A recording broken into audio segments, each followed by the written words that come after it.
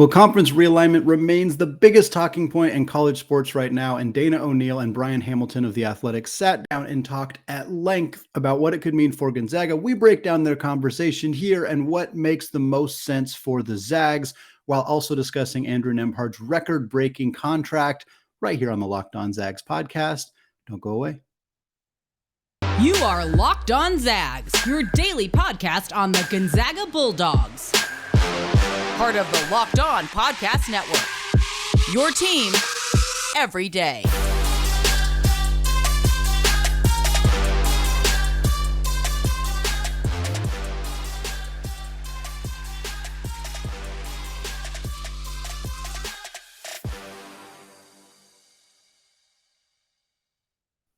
What is going on, y'all? Welcome to the Locked On Zags podcast, part of the Locked On Podcast Network, your team every day. I'm your host and longtime Gonzaga podcaster, Andy Patton, here to bring you news and updates on all things Zag athletics. I want to thank all of you who have continued to make Locked On Zags your first listen of the day, as well as those of you who have checked out the YouTube channel as well. Very much appreciated. We're going to get right into it today. Dana O'Neill and Brian Hamilton of The Athletic sat down and had a mailbag type Q&A session article written over at The Athletic. I'll link to the article in the show notes. It was an incredible piece, as it always is. Dana has covered Gonzaga athletics, Gonzaga basketball for a long time, and every piece that she writes is well worth reading, so definitely check that out. This one was, again, a bit more mailbag-centric, but the first two questions heavily focused on Gonzaga, and so I kind of wanted to break those up into the first two segments here today.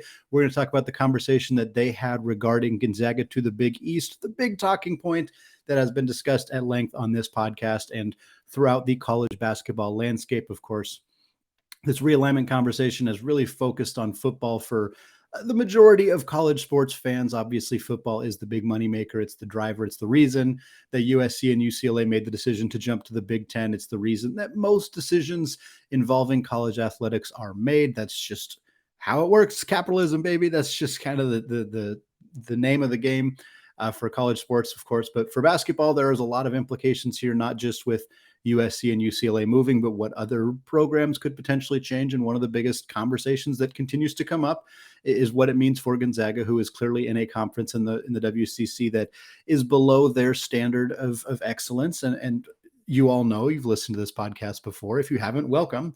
I'm a huge champion for the WCC. I love West Coast Conference basketball. I think the conference was very close to being a 4-bid league last year. You could argue they had 4 deserving-ish teams, 5 really, if you count the way that Santa Clara played in the second half of the year, although they struggled enough in the first half to not merit consideration for the NCAA tournament. But this is still a very good basketball conference, but Gonzaga is going to continue to win it every single year. And so the opportunity to potentially move somewhere else is enticing. And again, Brian and Dana sat down, discussed the Gonzaga to the Big East rumors. The first kind of point that they brought up was that both sides are going to be very choosy. They're going to be very smart about this. Neither side is really in a rush. And I think that's an important part that they brought up in this conversation is Gonzaga fans and people who have been kind of talking about this have continued to push like, this is something that is, it's got legs, it's moving forward, they're talking, blah, blah, blah. And I do believe that there are conversations happening that have happened. I'm certain of that, basically. But there's not really a prominent rush for either side. Gonzaga is in a unique situation, and Dana talked about it in the article, basically saying they don't really have to do anything.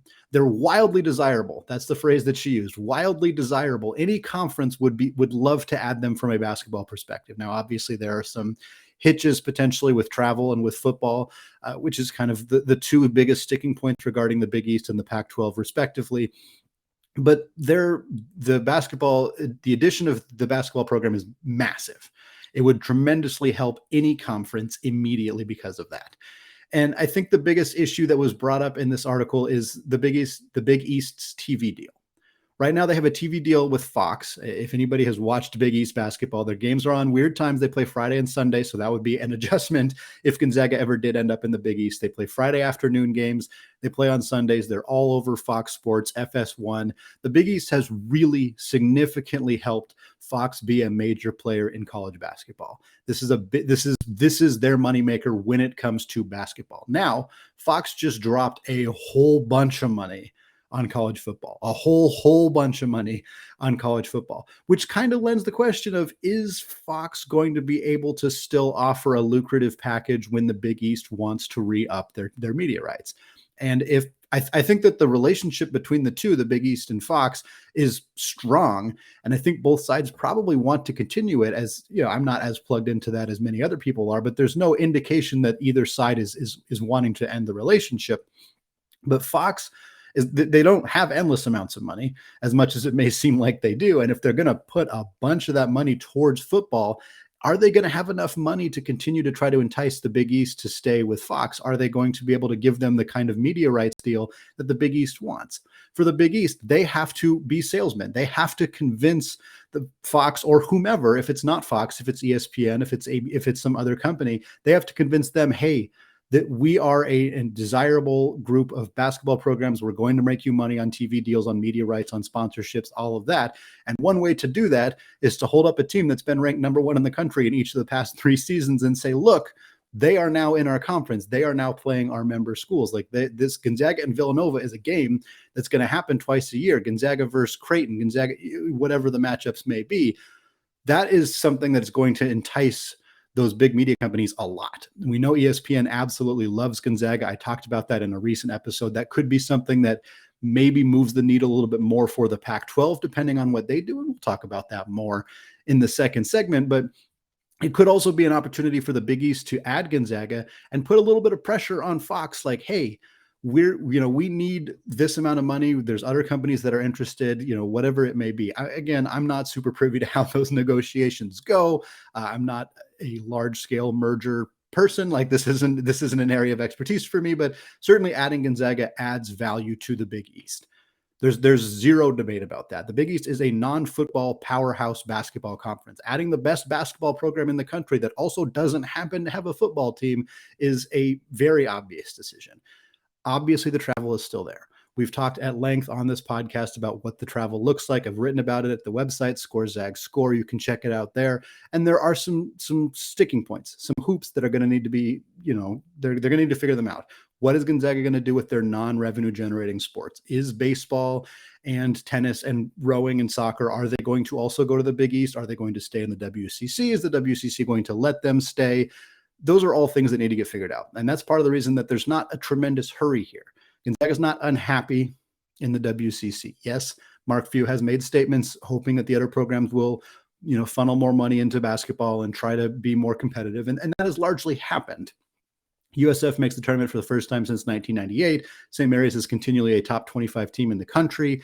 Santa Clara took large steps last year. Portland took large steps last year. USD just hired an excellent coach in Steve Lavin and has made some serious waves via the transfer portal. So Gonzaga is not in a huge rush necessarily to do anything. And that was kind of a big part of this conversation. And Brian Hamilton, the other author in this article, he kind of talked about how the Big East should maybe also try to look at doing what he called the UConn model, which is what they did with UConn, where they convinced UConn to join the Big East because they are a basketball powerhouse and they house their football elsewhere.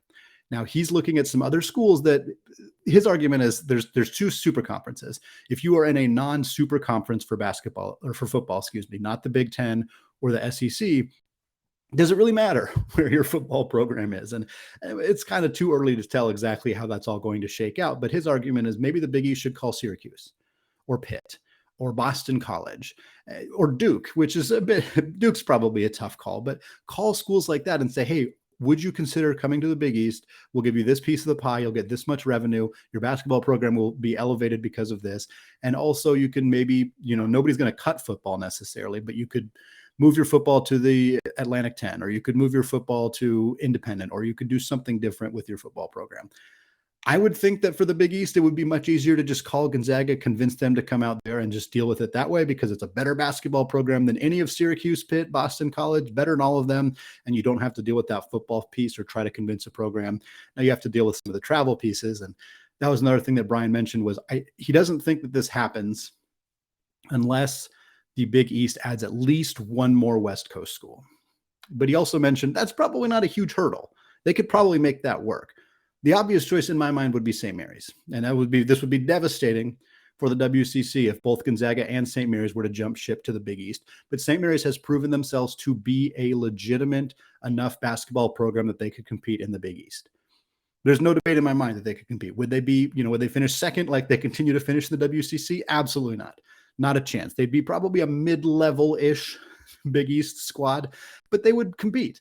And there would be years where they would make the NCAA tournament. There would be years where they might not make the NCAA tournament, but that's more or less still true these days over in the West Coast Conference. And again, they would be playing better competition game in and game out. It would help them with recruiting. It would force Randy Bennett and his squad to leave California a little bit more often than they do currently, but it makes a ton of sense to me. There are other programs that make sense here too.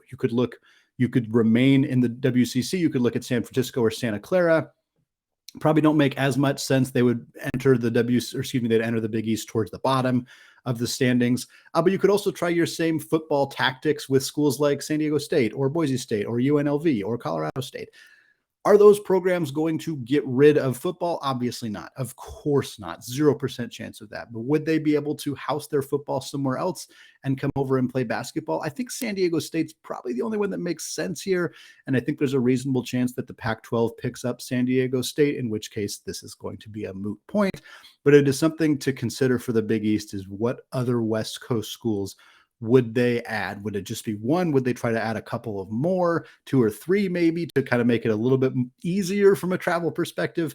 Hard to say, but I think that there's definitely something here. I think it was interesting to read this article and kind of learn that there's not really a big hurry for either side. Both sides are willing to kind of wait this out, see what the media deals look like. I think that makes some sense.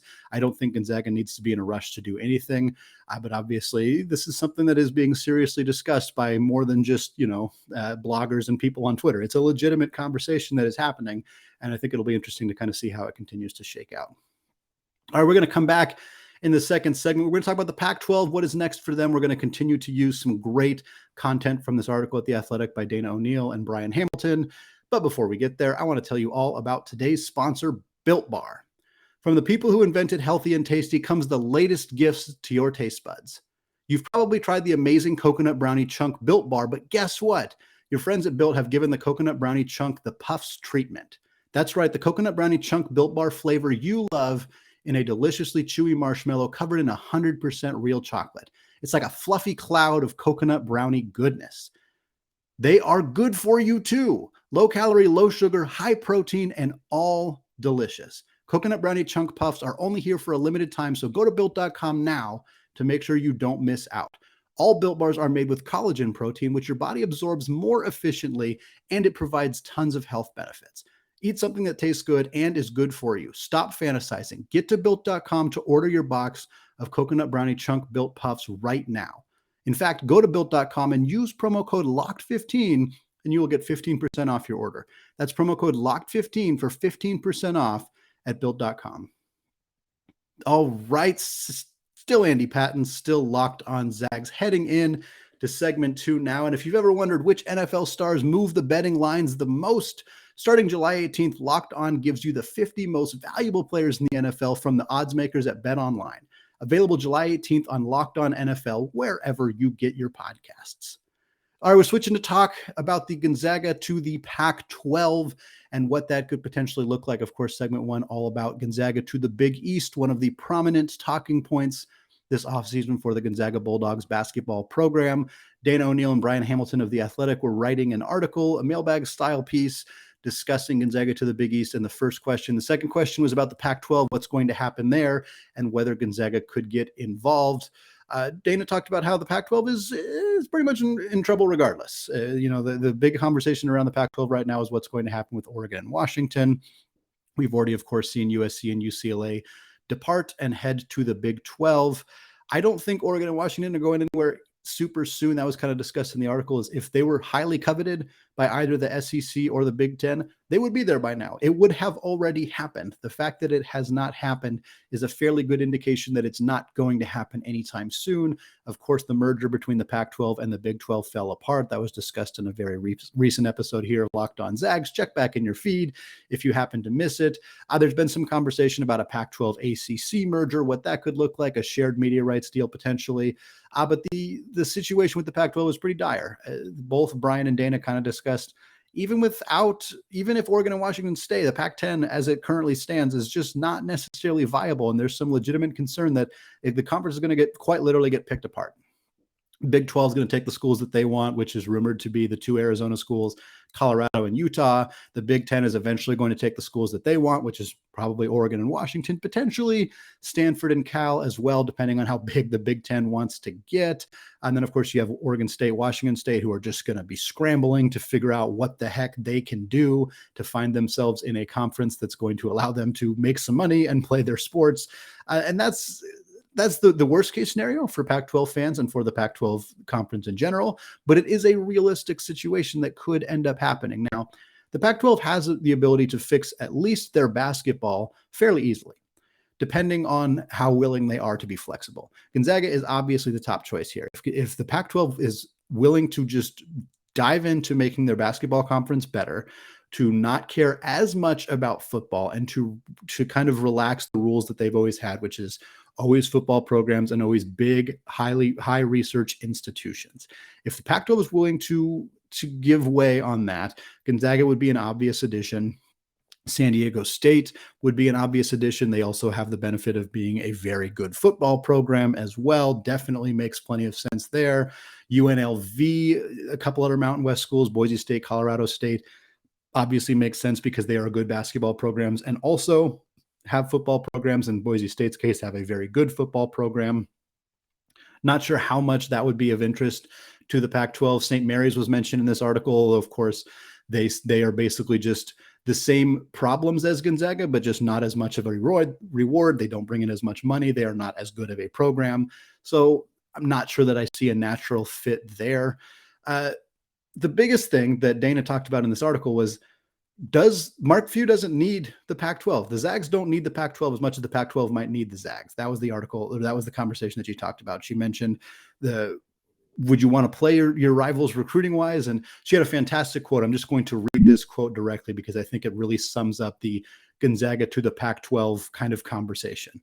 Quoting her now, it says, "If you're Mark Few, why do you want to go up against your geographic rivals for recruits and so forth in conference? There's nothing to gain by it. Few schedules whom he wants, when he wants, and steals Oregon and Washington's lunch money in the process." Incredible quote. I absolutely love it. And it's true. It's true. What is the gain here? Yes, they would play better teams in January and February than they do currently. They would play Washington State and Cal and Stanford instead of Pacific and Portland and LMU. Yeah, there's clearly a benefit there. But right now, Gonzaga has the ability to continue to schedule basically whoever they want in the non-conference. They run straight through their conference play. They continue to get number one seeds in the NCAA tournament. They continue to make the Sweet 16. They've made 2 of the last 5 national championship games. Like there's not an obvious reason that you could point to moving to the Pac-12 is immediately going to make Gonzaga better. Now, it's probably not going to make them worse.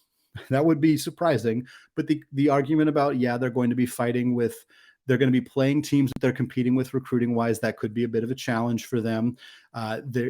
Mark Few has continued to recruit very successfully, has continued to get the players that he wants to get. So doing anything to jeopardize that seems a bit silly. I don't know. It's an interesting argument. I think based on this conversation, this article, and everything else that we've kind of been hearing and reading about the Big East and the Pac-12 and kind of the pros and cons of both, the Big East is pretty clearly more enticing. The travel aspect is obviously significant, and staying in the Pac-12 and getting to play Arizona and Oregon and Washington and just being a part of the Pac-12, which has been kind of the dream for Gonzaga for so long, would be great. And it would be an improvement over the WCC in my mind. But is it worth making that jump if you could just wait a little bit longer and probably get into the Big East? Probably not. I would rather wait because, again, there's nothing wrong with staying in the WCC. I think that's where there's this kind of sense of urgency that so many people have surrounding this conference realignment. The Zags have to do something. They have to move. They can't just stay in the WCC. And there's not really any urgency. The only thing that continues to happen if the Zags stay in the WCC is a bunch of people on Twitter who don't watch college basketball continue to complain that Gonzaga has a crap schedule and that's why they are successful. That's really the only thing that continues to happen. Other than that, the WCC is continuing to improve from a basketball perspective. Obviously, the loss of BYU is bad, but Gonzaga is again, they did it before. They can continue to do it afterwards, with USF taking steps forward, with St. Mary's now being consistently excellent. I think that that's a bummer of a loss, but not a tragic one, not a horrible one, and not one that requires Gonzaga to make the first move available to them without weighing their options. Again, the first line in the article was about how Gonzaga can be intelligent and choosy. And I think that that's kind of the driving force here. Mark Few, athletic director Chris Standiford, they don't have to do anything right now. There's no need to do anything instantly. They can wait. They can see if the Big East can start their negotiations with Fox and say, how much does it move the needle if we add Gonzaga? Gonzaga can get that information, make an informed decision out of that. Maybe the Pac-12 will come calling. Maybe the Pac-12 won't come calling. They may be super staunchly against adding any school that is not a huge research institution. That is probably a bad move by the Pac-12 commissioner's office. That is probably the kind of move that could curtail the Pac-12's existence in a couple of years, but it also could be a decision that they make. It might be something that they choose. We are going to stick by this. We're going to stick to our guns. We're not going to add Gonzaga or St. Mary's or any program like that. In which case the Zags just wait and see what happens with the Big East, continue to stay in conversations with them. I've maintained on this podcast that I believe Gonzaga to the Big East will happen. I am not as confident on the timeline. I have never been particularly confident on the timeline. It's very hard to predict, but I have a hard time imagining that Gonzaga doesn't eventually find their way into the Big East. I think the Big East is probably going to expand a little bit westward in that situation, where they maybe would add St. Mary's or somebody else to kind of make it a little bit easier from a travel perspective. But I do continue to think that that's going to happen. And I think that the Pac-12 stuff makes some sense. There's definitely some situations where it could be realistic, but really only if they don't think that the Big East is ever going to be an option.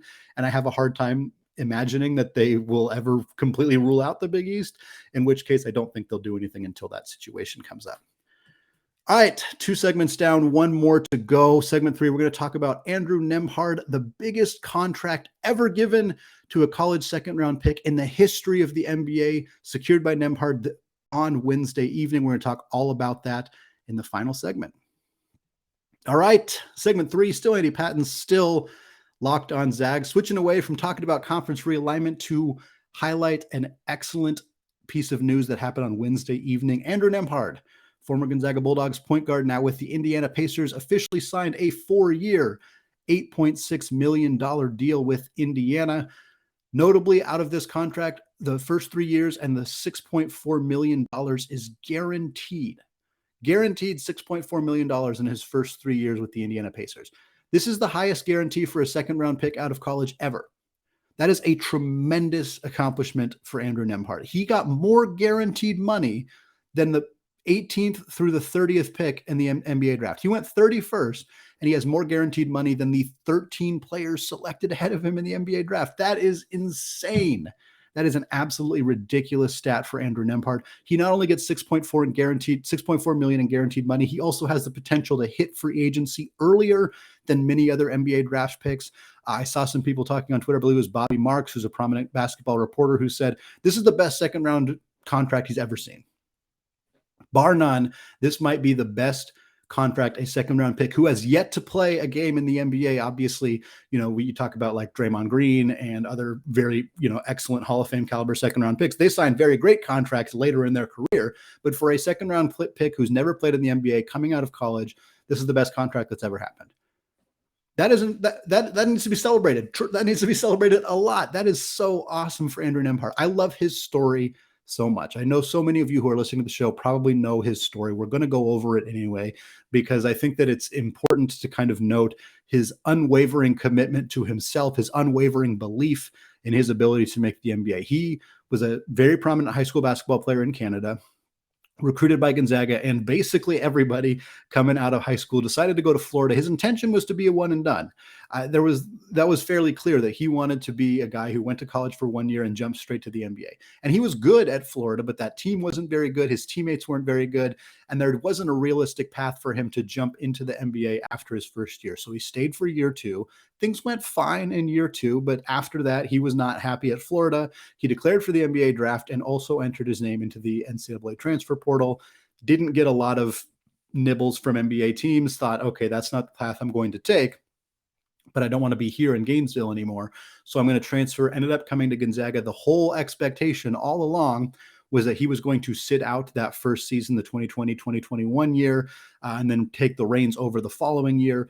Right before the season started, I think 4 days before Gonzaga's first game, he got word that he was going to be immediately eligible. The NCAA granted his request to be immediately eligible. Mark Few asked Jalen Suggs and the rest of the team, hey, is it okay? And they said, yes, that guy's very good at basketball. We would like him to be on our basketball team this year. Nembhard began the year in a bench role, wasn't even starting. He went from starting point guard at an SEC school in Florida, testing out the NBA draft waters, to a few months later being a backup point guard in the West Coast Conference. Yes, at Gonzaga, but that's probably not the trajectory he exactly anticipated, but he stuck with it. He played excellent in a backup role. About midway through the season, he stepped into a starting role, replaced Anton Watson, who stepped back into his more typical sixth man role. And then Nembhard was killing it after that. Him and Suggs were a 2-point guard combination that was lethal. Both could play off the ball, both could play on the ball. He had a great year. He came back. Everybody knew, all right, 21-22, man, Nembhard is leading the charge. He's going to be the dude. And he was. He shot 38% from three. He averaged a career high 11.5 points per game. He averaged 6 assists per game. He was awesome. There was some flaws. Certainly, he had some issues with physicality a little bit. We saw that earlier in the year. He was very bad against Arkansas offensively, or at least scoring the basketball. He made the right decisions. He just couldn't get the ball to go in the net. Not the reason that they lost that game. Julian Strother struggled. Chet Holmgren got fouled out on some BS calls. We all know what happened in the Arkansas game. We don't need to rehash that anymore. But even after all of this, even after a tremendously successful season for Nembhard, he entered the NBA draft knowing that he couldn't come back. He'd entered for the third and final time, but he still wasn't getting a ton of traction. He was showing up maybe in like the 60 to 70 range on big boards, which is basically undrafted. Most people thought he'd be like a priority signee, maybe a two-way guy. Then we started to see, oh, maybe he's going to be the second round pick. And then the combine happened. And Andrew Nembhard killed it at the NBA draft combine. He needed to have a good performance there. That was it. That was it. There was no backup plan. He couldn't come back to school. That was it. He needed to play well at the NBA draft combine, or else he was not going to get drafted in the NBA. And he did. He went out and absolutely killed it. His measurements were good. His speed numbers were good. His performance in the scrimmage was awesome. And now all of a sudden, after a 4-year collegiate career and thrice entering the NBA draft, people started talking about him. Hey, maybe this guy's a second round pick. Hey, maybe this guy's a high second round pick. Hey, maybe this guy's a late first round pick. Maybe he's the kind of guy who goes to a contending team like Memphis or Golden State or Boston in the late first round and ends up being like a third string point guard for a contending team. That's not quite what happened. He ended up going 31st overall, first pick in the second round, to a very, very not contending Indiana Pacers team, a team that is in full rebuild mode. Of course, recently traded Domantas Sabonis. They've looking to trade Miles Turner. They just traded Malcolm Brogdon to the Boston Celtics. Like they're shedding salary. They are trying to rebuild around a much, much younger core. And now they have Andrew Nembhard. He comes out in summer league, 6.5 points per game, 5 assists, 4 rebounds per game. Almost had a triple-double at one point, was phenomenal. He didn't shoot particularly well, but he was taking the right shots. They just weren't falling through the net. And now here he is, signs a contract, gets a guaranteed $6 million.